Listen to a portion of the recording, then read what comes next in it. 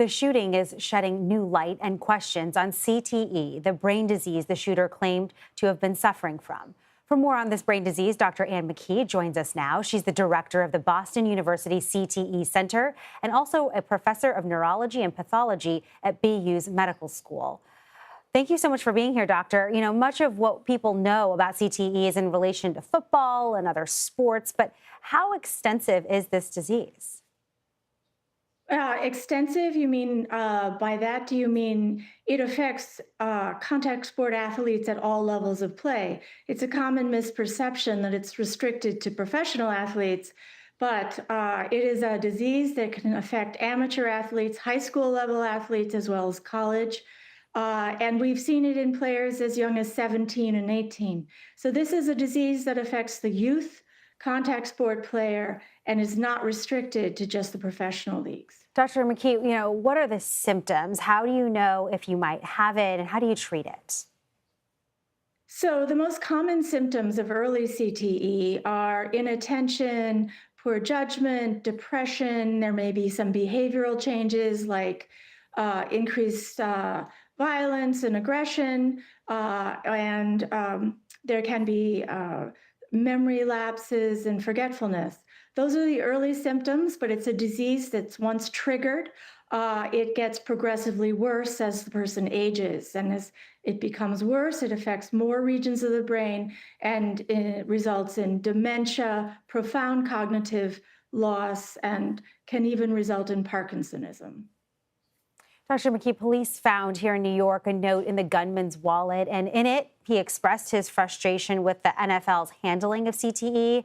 He also wrote down the names of scientists, including yourself, who study CTE's effects on the brain. In this note, he begged for his brain to be studied after the shooting.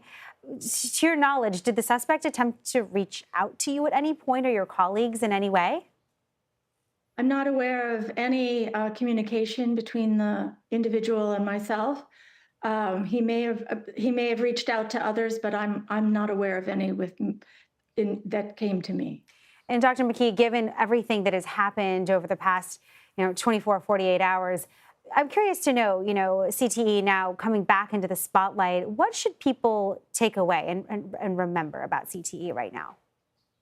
Well, there's a common misperception that CTE is caused by concussion, and that's not true. Concussion per se is not the cause of CTE. The cause of CTE, and I think this is settled science at this point, is repetitive head impacts or the repetitive hits to the head that occur in many contact sports, but certainly occur in American football. And these hits to the head are often asymptomatic. That is, they don't cause symptoms, and the players play right through them and don't even realize that they've been hit. These hits to the head can be of equal or even greater magnitude than the hits that cause concussion, and they do result in brain injury. The cumulative effect of these head impacts is to trigger CTE, and we've shown very prominently in many publications that the longer you play football at any level, and that's high school, college, as well as pros, increases your risk for CTE. Now, Dr. McKee, I'm curious to know, can you be diagnosed with this while you're still alive, or is this something that's diagnosed only after death? Well, we're making great strides towards diagnosing this disease during life. But no, at this point in time, we can only be definitive about the diagnosis after death with the brain examination. However, we can suspect the diagnosis and we can evaluate the individual, get a clear history, and do special scans, special tests looking for some of the structural brain changes that we see with CTE. Dr. McKee at Boston University, really appreciate your time. Thank you so much. Thank you.